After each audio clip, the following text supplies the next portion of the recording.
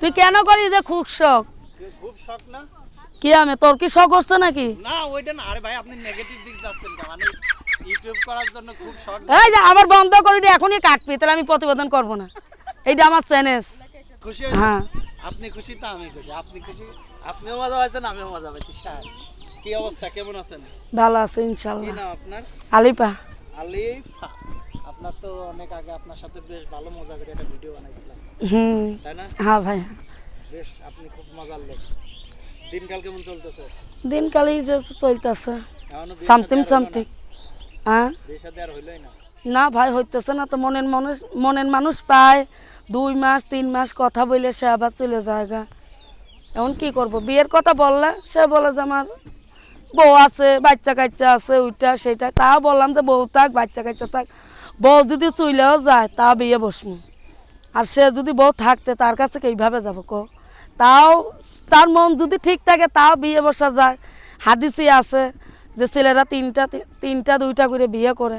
সাকিব খান রে চেনেন? শাফিক খানরে চিনি, তোমারে চিনি। খান রে চেনেন? ওই যারে ধরে সওয়াল হয়ে আছে। ওইটা মিছা কথা ভাই, শাফিক খানের কোনো দোষ নাই। ওইটা পাবলিকে ওরা দোষ সত্যি কথা। না, পাবলিকে ওইটা ওরা শাফিক খানের দোষটা বানাইতেছে। কেন?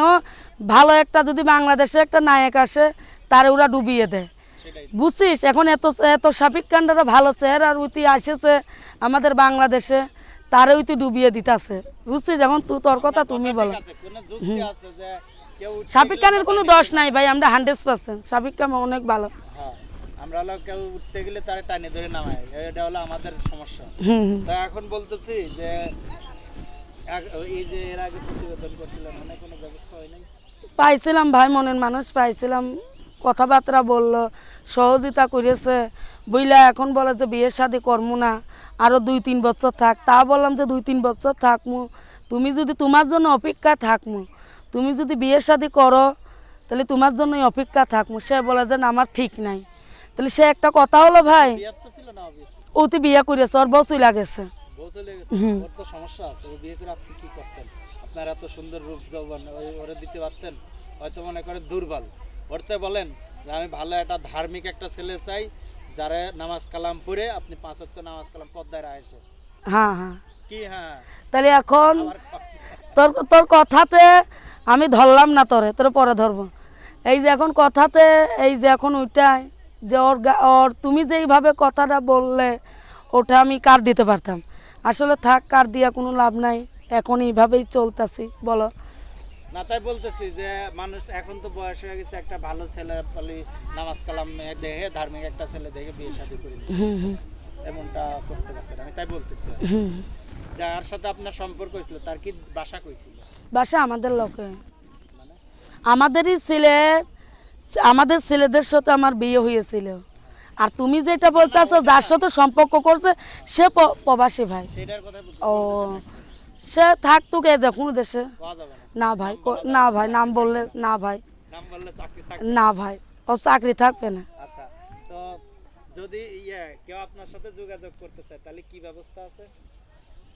ব্যবস্থা এটাই, যদি যোগাযোগ করতে চায়, যে ছেলে আমার পাশে এসে দাঁড়াবে, সহযোগিতা করবে, সে যদি বলে যে না তোমার আমি বাড়িতে এসে একসাথে বিয়ে করে নিয়ে যাইতে পারে, এইটা ভালো। আর সে যদি না ভিডিও কলে বিয়ে করে তোমার রেখে দেয়, আমি বিদেশ থেকে এসে আমি তোমার এসে নিয়ে যাবো একসাথে, এইটা ভালো। এখন তোমরা যেই দিকই কবা ওইটাই আমি বিয়ে বসার জন্য ইনশাল্লাহ। ভালো একটা ছেলে যে আমার 5 ওয়াক্ত নামাজ পড়ার তৌফিক দেবে, যে আমার মাডা আছে, আমার মার খেদমত আমি করতে পারলে ইনশাল্লাহ, এটাই লাখ লাখ শুকরিয়া। মার খেদমত করবেন না শ্বশুর শাশুড়ির খেদমত করবেন? আমি চাই শ্বশুর শাশুড়ির খেদমত আমি সারা জীবন করতে চাই। আচ্ছা আচ্ছা, এই যে মোবাইলে বিয়ের কথা বললেন, মোবাইলে বিয়ে করে কিভাবে? ভাই শুনো, মোবাইলে বিয়ে করে তার রেখে দেয় মানুষই, শুনি যে মোবাইলে বিয়ে করলে ওইটা সত্যি।